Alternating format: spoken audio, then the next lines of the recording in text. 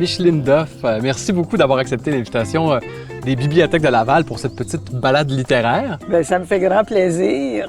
On est à Laval en ce moment, au Centre de la Nature. Est-ce que c'est un endroit que vous connaissez? Ou... Bien, je connais Laval depuis 60 ans que j'habite à Laval. Mais le petit coin ici, non. Mais je trouve ça magnifique, là.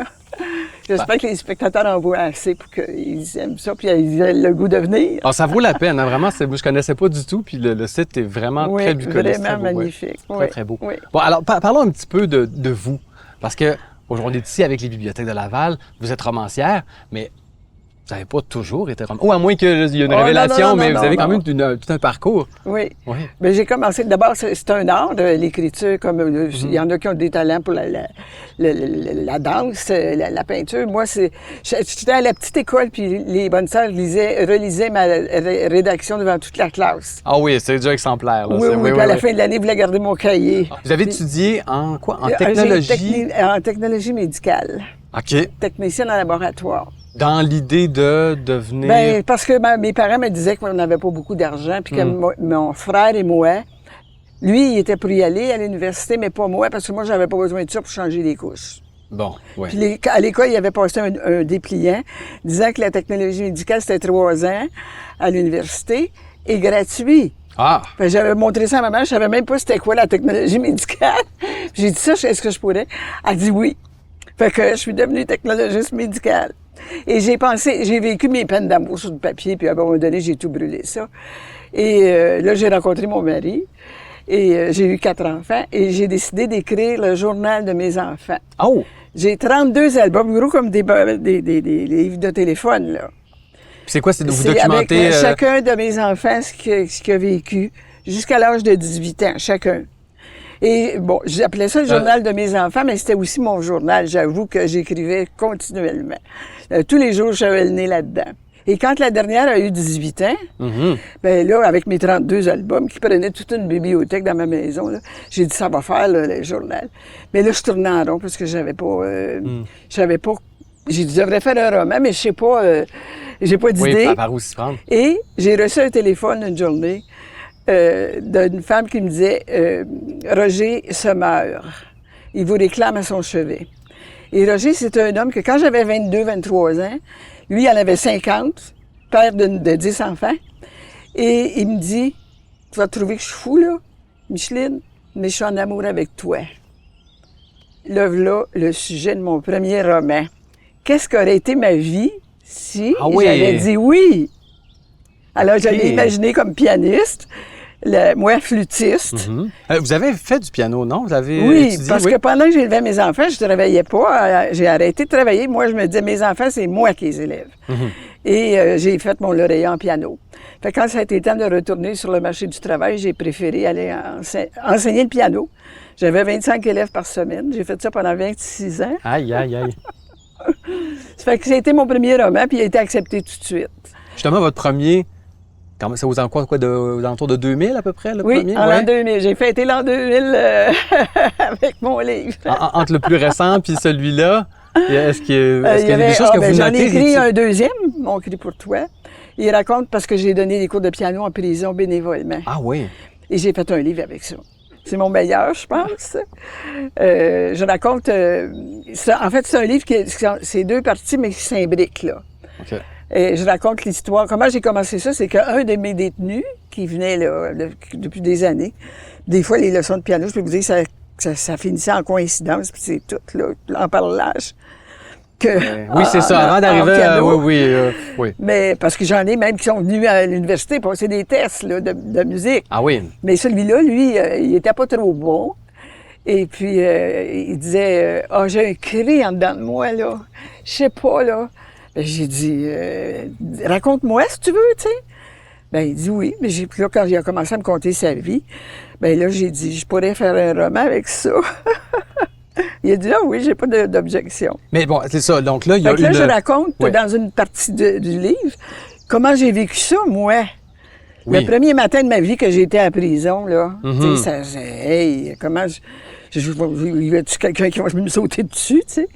Puis là, j'ai fait plusieurs appels téléphoniques pour demander si s'il y avait un piano, s'il m'accepterait comme bénévole pour donner des cours de piano. Puis finalement, ça a été à Laval, justement. Le détenu, il avait bien pratiqué son affaire, là. Puis il disait, là, j'aimerais ça, tu m'enregistres, je l'enverrai à ma femme, tu sais, ou pour mes petits-enfants. Ah, il est arrivé toutes sortes d'affaires. Ce livre-là, il est rempli de ça et de la vie de ce gars-là. Et ce gars-là, il est maintenant en liberté, puis il donne des conférences un peu partout. Mais donc, là, il y a eu le premier avec l'histoire de Là, monsieur qui vous demande à votre chevet. Ouais. Après ça, tout ça. Mais, 26 romans en 20 ans, vous devez être à la chasse perpétuelle aux bonnes histoires. Comment Ben est-ce que... oui, c'est comme ça que je me renouvelle, parce que j'ai les oreilles des fois qui doivent m'enfler comme d'un lapin, là. Tu sais, des gens qui me racontent leur vie, qui me racontent leur histoire. Puis je dis, oh mon Dieu, je vois un roman derrière ça, tu sais. Qu'est-ce qui fait que, tu sais, parce que vous devez en entendre, puis des fois vous faites, ah oui, ah non, mais qu'est-ce qui fait que là, vous faites, ça, j'ai quelque chose, là, il y a une bonne histoire là, là-dedans. je pense que moi, c'est quand ça me touche, tu sais. Je suis une femme sensible, et quand ça me fait rire, ou ça m'intrigue, ou que ça me fait pleurer, je me dis, oh, tu sais, les lecteurs, je voudrais qu'ils prennent conscience qu'autour de nous, il y a plein d'histoires qui sont vécues qu'on ne sait pas. Bien souvent, les gens ne le disent pas. Puis que ces gens-là, il faut les écouter, les aider si on peut. Et je pense que tout le monde sur la planète a un cœur. Des fois, comme les prisonniers, tu grattes un peu puis tu t'aperçois que c'est pas pour rien qu'il est en prison. Tu sais, s'il a été préparé quasiment par son enfance, là, mais dans le fond, ils ont tous un cœur. Ouais. Puis ça, je pense que c'est important de le démontrer. Puis je me dis toujours, même si je n'étais pas payé, j'écris pour être lu. Tu sais, donnez-moi 1000 pièces ou 10 000 pièces, puis mon livre, il s'en va dans la poubelle. J'en veux pas du 10 000 pièces, je veux un livre qui va être lu. Ça, pour moi, c'est de partager, je pense. Là, c'est comme ça que je vois cet art-là. Mais c'est ça vient du cœur. Vous travaillez, en tout cas, de ce que je comprends, c'est important pour vous de vous mettre dans la peau, de vraiment... Oui, puis je le ressens, ce que l'histoire raconte, là. C'est moi-même qui la vis. Ça m'est déjà arrivé d'oublier de dîner. Tu sais, je suis dedans, là, puis là, je suis mal prise, ou je suis une montagne, je suis perdue, ou je viens d'avoir un petit bébé, puis ça fait 10 ans que j'essaie. Toutes sortes d'affaires comme ça, là. Moi, ça me rend folle de joie, là, comme si je le vivais. Vous avez raconté beaucoup. Ben là, il y a un peu de vous dans l'histoire Oui, d'amour au début, oui. il y a vous dans les cours de piano, tout ça, mais vous avez raconté la vie des autres beaucoup. Est-ce que vous avez comme projet de raconter Le projet, votre non, vie? pour l'instant, là, je vais avoir 80 ans dans 2 mois. Puis ça fait 1 an que j'ai pas écrit, puis je sais pas trop. J'ai été un peu malade. Fait que je sais pas trop. L'avenir, là, vous me réinviterez si vous voulez savoir.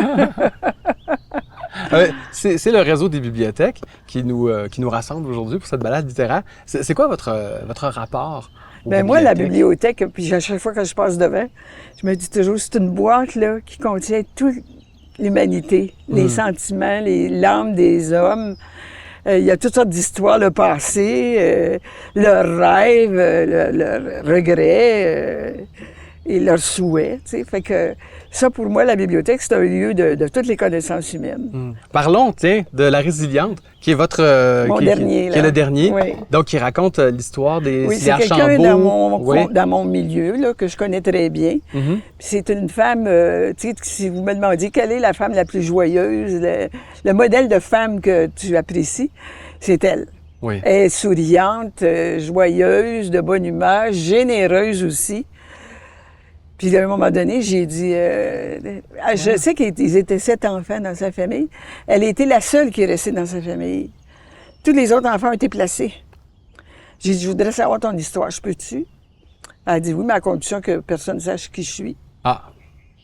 Puis effectivement, elle a été résiliente parce qu'avec le passé qu'elle a eu, Oui, c'est ça. Donc, la elle mère serait pas devenue ce bipolaire. qu'elle est.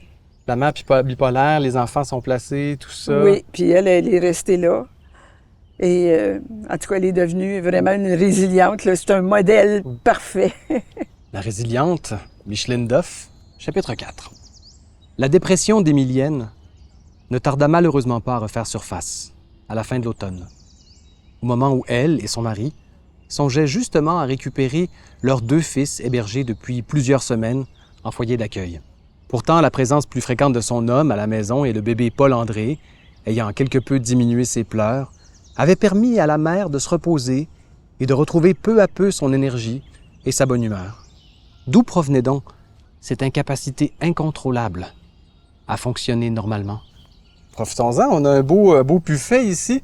Voyons voir ce que nous offre le chariot magique. Tiens, zoup ici, Adagio de Félix Leclerc. Ça, c'est une lecture... je vous le laisse, là. Félix Leclerc. J'ai toujours aimé Félix Leclerc, même quand j'étais très jeune. Là. Ses chansons, je les sais toutes par cœur. Là. Ah oui. Puis qu'est-ce qui vous frappe dans son écriture? Parce qu'il y a toujours un point d'attache. Il nous laisse entendre tout le temps qu'il y a du bonheur dans chaque... Pas juste chaque scène de la nature, mais dans chaque événement. Puis il nous démontre que tous les hommes ont un cœur. Que quand ça va mal, ça finit toujours par aller bien. Regardons maintenant une autre proposition ici. Éric Emmanuel Schmitt, Paradis perdu. La traversée du temps. Donc, c'est la série Paradis perdu. Oui, il y en a 7. Oui, OK. Et Éric Emmanuel Schmitt, c'est surtout pour son écriture, sa façon d'écrire. Quel homme avec des synonymes, il donne souvent le contraire de... Tu sais, il va dire, elle aimait ça, contrairement à ce qu'elle détestait. Ou à toutes les pages, il y a des contraires comme ça.